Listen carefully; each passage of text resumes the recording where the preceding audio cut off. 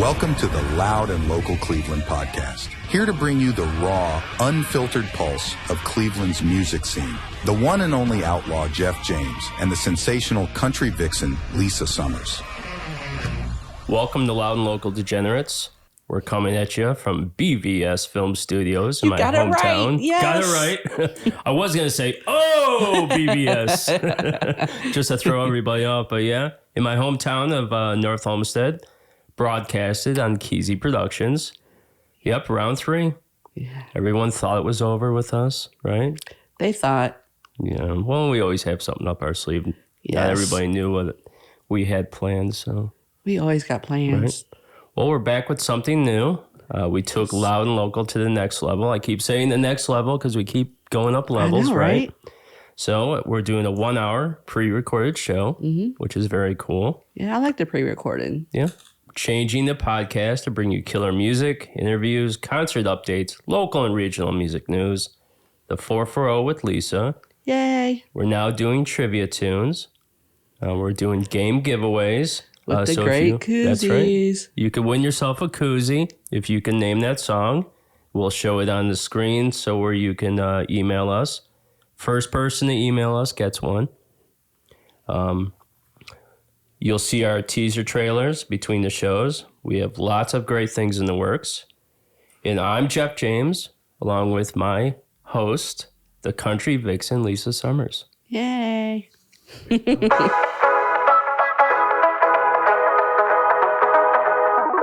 Okay, so Lisa, let's ramble, because it's time to rock. Trivia tunes. Trivia tunes. So we have a new one for you today. And like I said earlier, hit us up. We'll show it on the screen where you can write to us. Tell us the name of the song. And what did they win, Lisa? They win this great koozie. Yeah, that looks pretty cool. It is pretty cool. Godzilla. It's got Godzilla on here. I mean, that takes me back to my childhood. Yeah, you can't beat that. Go, go, go. No. Go, go, go, Godzilla. Lisa Zilla. Really, Jeff? You know I love Lisa Zilla. All right, so let's do it. Let's do trivia tunes. All right. I'll start. You go ahead. Okay. Baby, we can talk all night. But that ain't getting us nowhere. I told you everything I possibly can. There's nothing left inside of me. And maybe you can cry all night. But that'll never change the way that I feel. It won't? Well, you got to work on that. Well, the snow is really piling up outside. I wish you wouldn't make me leave here. Yeah, me neither. I poured it on and I poured it out. I try to show you just how much I care. Right? I'm tired of words and I'm too hoarse to shout. But you've been cold me so long. I'm crying icicles instead of tears. And all I can do is keep on telling you. Telling me what? I ain't saying. I want you. I need you. There you go. I don't even got to say There it. ain't no way That I'm ever going to love you. 'Cause don't be mad. Don't be sad. 'Cause 2 out of 3 ain't bad. There you go. We gave it We away. got it. So if you don't We get did this, it. That was good. if you don't get it, And now you're going to die.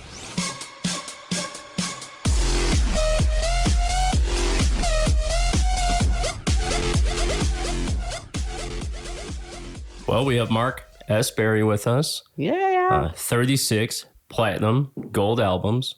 He's worked with artists like Billy Idol, Duran, Carly Simon, Voivod. He's a film and music producer. And welcome to the show, Mark. Hi, Mark. Great. Thank you for having me, guys. Excellent. Welcome to Loud and Local. So, Mark, what have you been up to? Well, we moved into the film and television world, which has been great for us. Our first film that came out as we were involved in executive producing these projects. So that involves helping to arrange the financing and putting those scenarios together. So we put out Sacrifice Game in December through AMC Shudder. And that was a horror movie with Mina Masood, who played Aladdin. And it did great.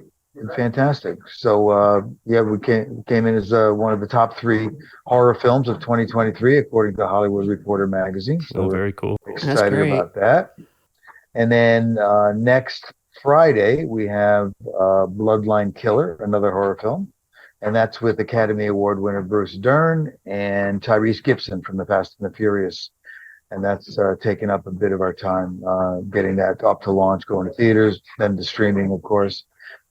And then we just picked up yesterday, we got financed on a documentary series, which you'll love this, Jeff, on the Australian rock scene of the 60s and 70s, the pub rock scene. So like really early AC/DC, Oh, Jimmy sweet. Yeah, Barnes, that's very that cool. type of music. So we just got financed yesterday on that for the documentary series. So we're excited about that one. Yeah, I love Yeah. the Australian music scene. Quad was big in Australia Right. when I was in the band. They call them the Quad Heads. What? Yeah, it's very So I did a cool. lot of work down there with, and another project that we just got offered, which we're putting together a North American distribution scenario is called Ego, the Michael Gudinski story. And Michael Gudinski was the president of Mushroom Music, Mushroom Records, and Frontier Touring, which is one of the most advanced independent labels of the 60s, 70s, and 80s. And we share a mutual. Michael passed away a few years ago, but we shared a mutual attorney in Paul Schindler, who was my attorney. Paul kind of hooked me up with him, and I did many records for Michael, including Jimmy Barnes and Kids in the Kitchen. I did the Pseudo Echo record. Yeah, I saw that. Yeah. I like them. Yeah, that was a big record. So anyway, that's coming. That documentary was done. It's been released in Australia, got rave reviews, and they were looking to put together a North American deal on it. I said, listen, I can definitely help you put a broadcast deal, based out of Canada for the USA and Canada, because he's like a legendary, and he had Frontier Touring. So any act that came through the Australasian marketplace came through Frontier, because he had one of the largest concert touring companies. So he was like the Live Nation of Australia. That's But he cool. covered like New Zealand, and he did Australasia, Japan, Hong Kong, Taiwan, all the way up through the Asian marketplace as well. So legendary guy, Michael Gudinski, and a great guy, a great friend as well. Yeah, I love when we have guests like this on the Yeah. show that is very informative of the Right. music industry. A lot of people don't know, and I wanted to point this out, that Mark was a pioneer in the dance music scene. Oh, yeah? I read that about you. Yeah, man. It's very Let's cool. go Danny over here, buddy. He's a busy man, busy Yes, you man. are. In fact, I just got inducted a few years ago into the Legends of Vinyl Hall of Fame That Oh, is very sweet. cool. Yeah. for my body of work in the dance music area. But yeah, like I was doing not only the disco stuff, but I was also mixing the rock stuff as well. Bowie, Duran, yes, Boy George, Billy Idol, Kool and the Gang, Cameo, lots of great rock artists as well. So, Mark, for like people that don't know, what exactly does a producer, jobs in detail? What does a producer do? Well, for me, I'm guessing it's different for many different guys, but for me, it all starts with the songs. You get involved early, do demos with bands, and find out what they're looking to do. And then for me as a producer, if I'm listening to these demos that they're doing, and like the demos, basement demos, there's nothing major production at all. And if you find yourself walking down the street and you're humming one of the songs and you go, hey, where's that song from? Where's that song from? I go, yeah, it was a demo, babe. So that tells me as a producer, if it starts sticking to me, that means, okay, this could be a really cool song. And then I go back to the song and figure out, okay, is it structurally cool? Is it, so we help arrange the songs, get the best performances out of the artist as humanly possible with today's technology. And just make sure that it's the best it can be in terms of the production and the mixing of it as well. See, my background's engineering, so I got involved with music on sound levels, and I got graduated to a producer, and then I didn't really follow that digital curve as a producer and or engineer. So I just kind of left it up when everything started going digitally in the late 90s, early 2000s. I just kind of left it up to That's guys that very were much cool. better at it than I was. I just kind of, thank God, knock wood, my ears still work. Yeah. So I can hear a hit, I can hear something out of tune, Mhm. That's good. Well, Mark, we work with a lot of young artists. What advice would you give them in the music industry today?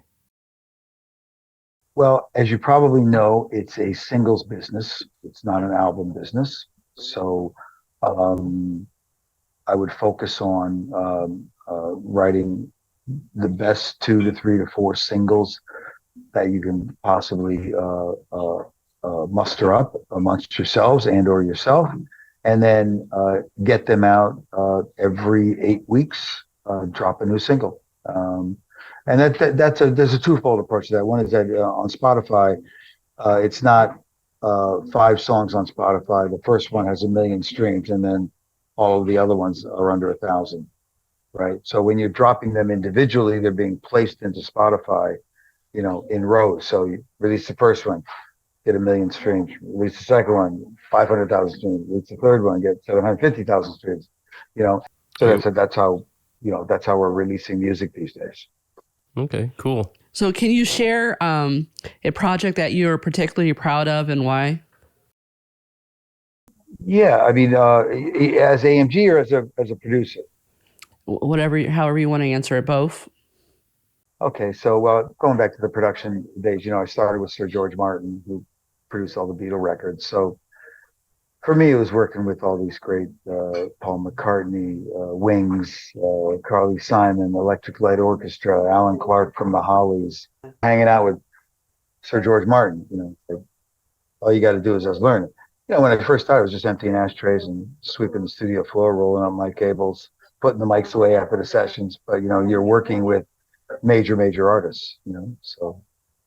Didn't you? I also heard the story that you set up the drum set for John Bonham or somewhere along. Yeah, that was at Olympic Studios. So we used to go over to Olympic Studios after the sessions, and after one night we did the Carly Simon stuff, and we were hanging out with as you probably know, Mick Jagger sings on "You're So Vain," right? So he wasn't credited, however. So he came in one night to the studio, hammered drunk, with Harry Nilsson, who wrote probably one of the greatest pop records of all time, Nilsson Schmilsson, Can't Live If Living Is Without You. And Yeah. I love that yeah, song. just a great song. So they came into the studio together that night, and the reason they were there is because Harry Nilsson Schmilsson was produced by Richard Perry, and Richard was also producing the Carly Simon record. Right. So Harry was in London, hanging out with Mick Jagger, both hammered, just like unable to walk, and they were going to have Harry sing the track, and we came If out. Living Is to the Without front, You. of I the love that studio, song. and Harry was passed out. He was like, couldn't move, couldn't wake him up. So, hey Mick, you want to sing?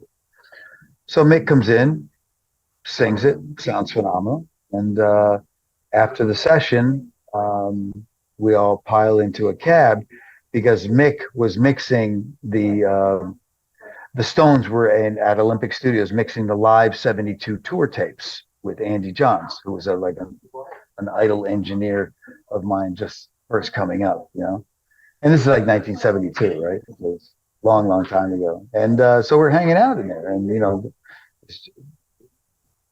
walking around the studio, just absorbing this amazing facility that Led Zeppelin recorded there, the Stones recorded there, every great rock band of the 60s and early 70s recorded at Olympic Studios. And I'm out there and I see this riser, like literally like 6 feet off the ground with microphones stuck, all the way in. And I'm out there just kind of, moving stuff around for the guys because they're doing overdubs also at Olympic, because they're redoing like horns and stuff. So I'm like moving stuff around, and I'm going, wow, that's like an incredible drum setup. You got the drums on top of this 6-foot riser, and you got the mics in there and everything. He goes, yeah, that's John Bonham's setup. That's how so he gets that sound. I go, holy shit, that's how he gets that sound. You know? So here I am, just like stealing ideas and mic placement ideas and stuff. You know, long before cell phone, so you couldn't take a picture of the drum setup and stuff like that. Yeah. And to this day, they still use the John Bonham setup for the rock drums when they record. That's pretty cool. So let me ask you this. Who was the toughest person for you to produce of all the artists you've worked with? I was probably the easiest, I think. Probably Duran. It was tough.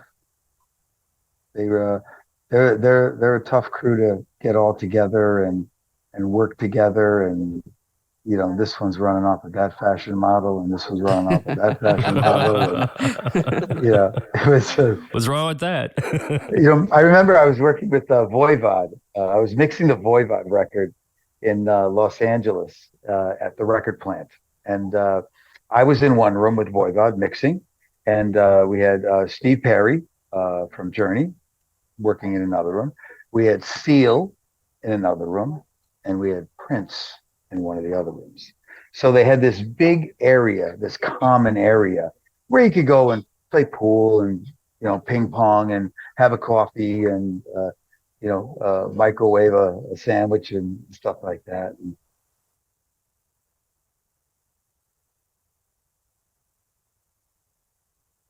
And Prince is just kind of like moving around, not saying anything, just kind of like hanging out. And then out of the door behind the studio, we say, but Steve, it's supposed to be fun to make music.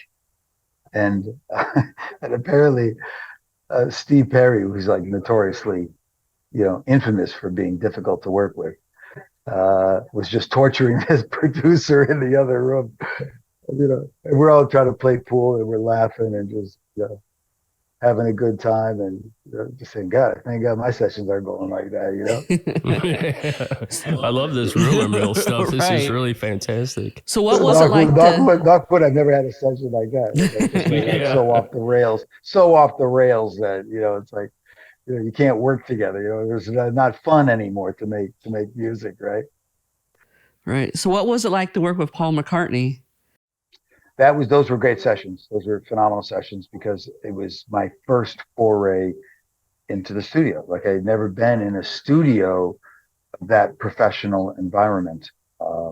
I did my workshops at Vanguard Studios when I was going to the Institute of Audio Research at nights going into Manhattan.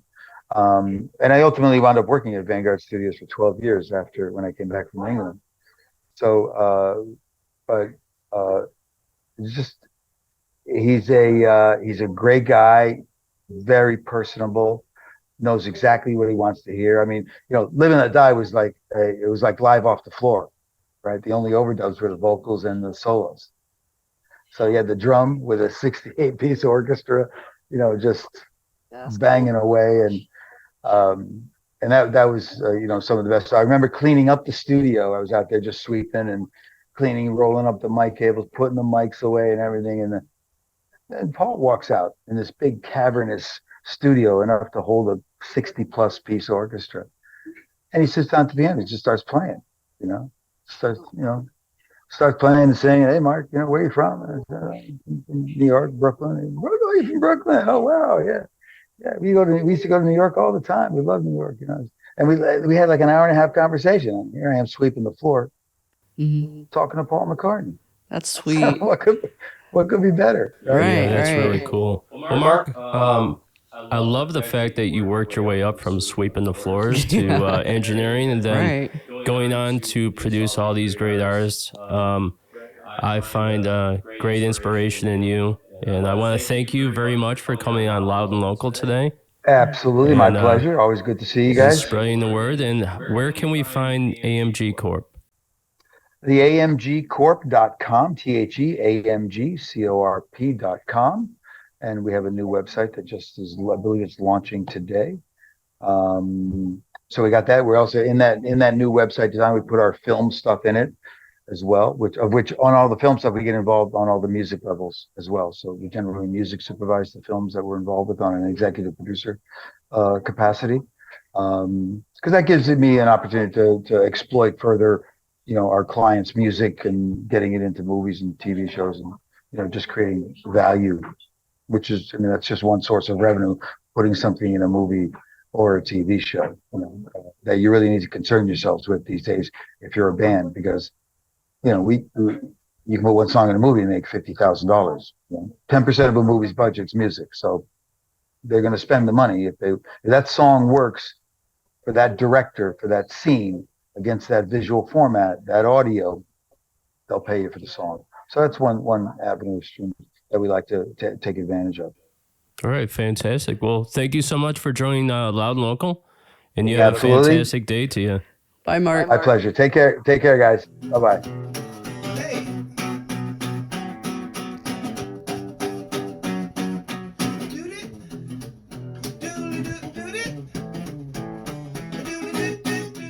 Welcome to Breaking Spines News, the degenerate news source. There's a great deal of excitement in the local Cleveland scene with the signing of Oblivia to a major contract. That was great. That's great. Putting them on tour is fantastic. Yes. To After the Apocalypse, winning Best Metal Band. Yeah, everybody gotta go out and see them. Yeah. They rock it out. They were great on stage. Yeah. All the releases of new material coming out, like Avenging Scarlet's new release of White Witch, what happens to be featured on the show today. Yeah, that song's I love. You already know I like Hell Yeah. So Yeah, Hell Yeah is a great song. Hell Yeah by Oblivia. Yeah. Oh, fucking yeah. yes. By Avenging Scarlet. Yeah, it's very cool. The Cleveland scene is thriving with hip hop, with the likes of companies like Big Buff Records, Throwback Tribe Agency, and so many more. Artists like King V, Zombie Boy, Royalty. Here we go again, Jeff. Air MC. Who else? Bart Watts. Right. You're not going to get me to say it, and I ain't going to do it. Everybody knows that you can't say his last name. I said Watts. It takes a lot of practice before you introduce him. Watts. It's Don't like six, say. like Don't six, say. like 6 times at the World Beats. That's for sure. That's great. And other great acts. The hip-hop scene is growing with showcases popping up all over, like the one held monthly at Sacred Waters in North Olmsted, right down the street from our studio that we're recording at today. World Beats is presented by my partner, Lisa Summers of Keezy Productions, or Lisa-rella, like I like to call her. So there's a ton of great original bands playing shows at great venues all across Cleveland. And remember that a band that you pay $200 to see, they were once local too. So go out and support them. I'm Jeff James with the Breaking Spines News. Go fuck yourself, San Diego. Loud and Local is sponsored by...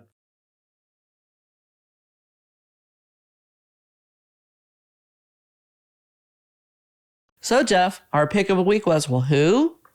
Avenging Scarlet. With White Witch. Hell yeah. I love that song.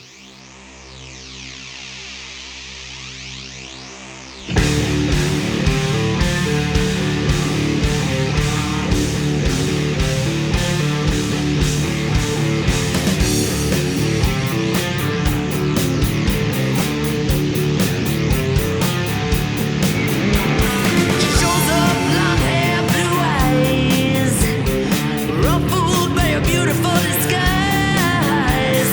Let you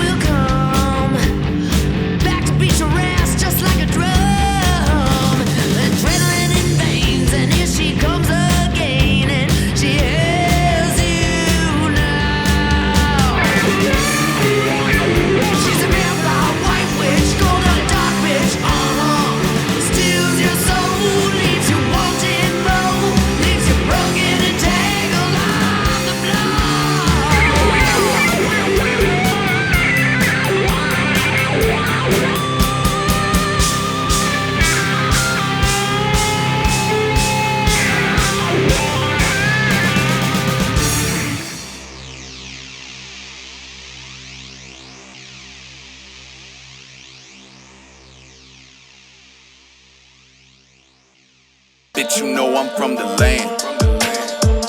216 is where I'm staying. From the PM to the So, Jeff, have you ever heard of the 440? Because I'm going to start a 440. Are you ready for it? I'm ready. I'm born ready. Are you sure? Always ready. Okay. I'm like the battery. Ever ready. Ever ready. I got like the bunny going ting ting ting playing the drums in my You know head. what the potato chip said to the battery? What? I'm free to lay if you're ever ready. Oh boy. Jeff and his little stuff that he does. Just All right. So Jeff, have you ever heard of the music settlement of Cleveland? No, but I'm sure you're going to tell me. I'm definitely going to tell you. It was founded by Amelia Adams, who was a blind musician in 1912, which they are celebrating 112 years. Have you ever heard of the music settlement? No. I haven't either. And that was weird because when I looked things up on the internet, that's the first thing that popped up, but nobody's really heard of them. So I want to shout them out. The Music Settlement is a local nonprofit organization that has 3 centers: music, early childhood, and music therapies for all ages. They also own the Bop Stop venue on Detroit Avenue, where you can go and listen to the music. If anyone wants to go check them out, you can find them on Magnolia Drive here in Cleveland. I've heard of the Bop Stop, and I know that they do jazz there. And Nice they do jazz. blues and some fusion rock. I've always wanted to go there. I just have never had the opportunity. I think We're going people- to have to do that. Yeah, I think we should have like a road trip and just go. Road tripping. Road trip. Jeff, how well you like Kiss? And no, Jeff, the rock band. Oh, Jeff, not kissing. Well, Your mind's always in a gutter. you're right, it is. Well, when I have such a beautiful host next to me. It's the new haircut, right? Yeah, I miss my hair being long, though. I don't know if I like this. so do I. The rock group Kiss, who has been introduced into the Rock and Roll Hall of Fame in 2014, has cashed their catalog, brand name, and IP selling the Swedish company Pop House Entertainment Group for an estimate of $300 million. Jeez, that's chump change. Yeah. Now, Gene Simmons promises the band is not selling out because that's the first thing they always think they're selling out. But he's such a business mind guy. But with new technology, you're able to see the group perform digitally soon. Both Kiss and Pop House hasn't seen exactly, like avatars will utilize in the new future. New Pop House CEO says fans can expect a biopic, which, everybody knows that Kiss is getting old.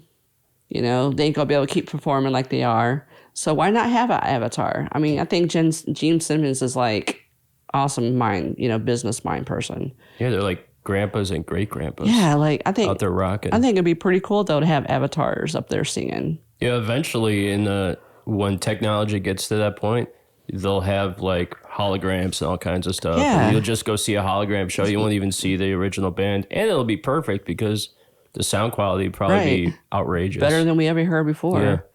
But I think it's like new music stuff coming up for like all the older bands because we're getting old. All of our generation's getting old. Well, We gotta have Vegas, something. Vegas already does it. They Really? already do hologram shows. Yeah. Only time I've ever even seen like was the Pink Floyd, and that was like all the laser lights and shit, and you had to be like stoned as hell to even like enjoy it. I know we hate to bring up his name, but I think P. Diddy did something with Biggie Smalls with a hologram once. Really? Yeah. I don't even want to ask what that Yeah. was. I don't even want to see It it. wasn't sexual. That we know of. That's funny. So did you hear Pearl Jam has been together for more than 3 decades, is about to release their 12th album. Yeah, I heard some of their new stuff. Yeah, Dark Matter was pretty good. Yeah, the song Dark Matter itself is killer. I was listening to it the other day on YouTube. Yeah. I can't, like, all these bands are getting old. Like, who would think that Pearl Jam's getting old? Like, this, I feel old now. Like, I'm just reading this shit. You know? We all get old, Lisa. I don't want to. I wanted to touch more on Avenging Scarlets. They're in the process of recording more new songs of their next album, which may complete this year. So far, we've heard that they have 2, 1 ballad, and 1 very heavy metal influenced tune, are looking to complete 8 or 9 new songs. I am super stoked on the 8, 9 new songs because they're such a great band. Yeah, a lot of people don't know that our company's work hand in hand with Avenging Right. Scarlet. It's been a lot of fun Right. working with them. Yeah, they're really nice people. Everybody should go check them out. Boy, Jeff, we have a special shout out to us for all of our hard work that we have done. You want to listen to the shout out? Yes, I do. Olivia, thank you very much. Hey, I want to do a shout out to Jeff and Lisa at Loud and Local. Thank you guys for all your hard work and everything you've done for us. You guys have been amazing. Right now we're in a transitional period because we just got a major recording deal. We're super excited. We're working with great people and things like that. So we're going to be handing their contact over to the label so they can continue to work together with us and be a part of our team as they always have been. Thank you guys. Have a great day. Thanks, Loud and Local. Thank you guys. Laters. Thank you, Ben, for including us, Yes. signing to your new label, and Right. making us part of your team. Worked into the contract, I might add. Yeah, and we get to work with them after they're all signed up. When they come Which is back from great. being on tour in Yes. Europe, we're going to be handling their booking in Cleveland. Yes, that's exciting. I mean, Europe, that'd be so cool. See, that's what happens when we work hard, Jeff. You're right. Finally, our work is getting recognized. We love you, Ben. So what does people really think we do behind the scenes, you know? Like our hard work, Oblivia's, recognizing us. I got asked the other day, like, what do you actually do, Lisa?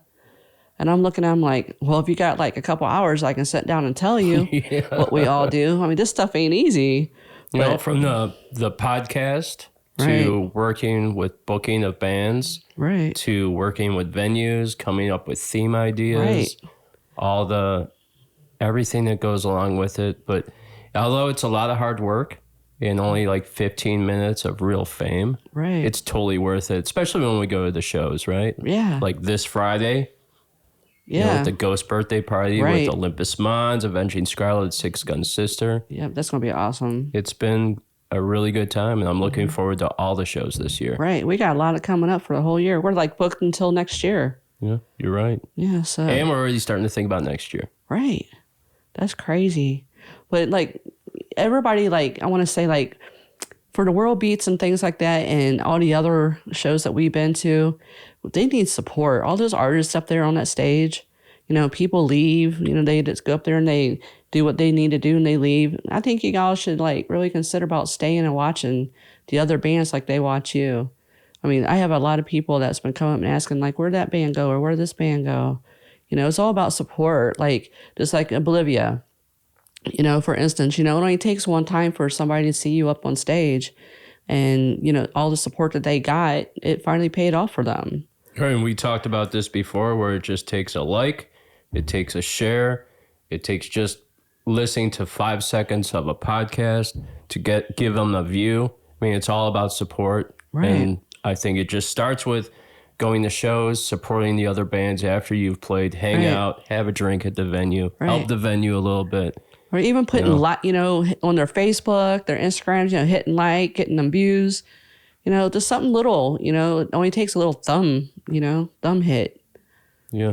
I think I just said that. I think you repeated that. And No, I said it because I want people to understand it. I want people to understand this, though. Just Like, screwing with you. yeah, it's like we need to do it, including ourselves, Yeah.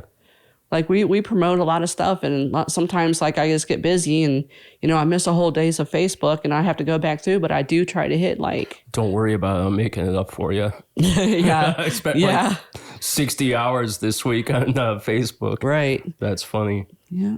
All right. Well, that was the 440 with Lisa. Yes. Thank you, Lisa, so much for sharing what's going on in the local scene and nationally. Very You're cool. welcome, Jeff. Great job. Thanks. So, Jeff, our next episode, the Vixen, me. Yes, it's about you. Yeah. With music by Akron rapper DeFeezy. DeFeezy Prime. It's a little inside joke that he has. A special interview with Richie Green, the drummer band and Bullet Boys. Bang Tango and Keel, trivia tunes, Frankenstein's news with Olympic Moss, Six Gun Sister, and Oblivia. That's right. That's right. It's That's going to be a big good show. lineup. Yes. So I want to lead out the show with Avenging Scars and yeah, yeah. Oh, yeah. Hell yeah. I love that song. Later, degenerates. I'm not going to say degenerates. You never activated show chemistry. No, here. See you later, Cleveland. Here, do this. Here, come on. See you later, degenerates.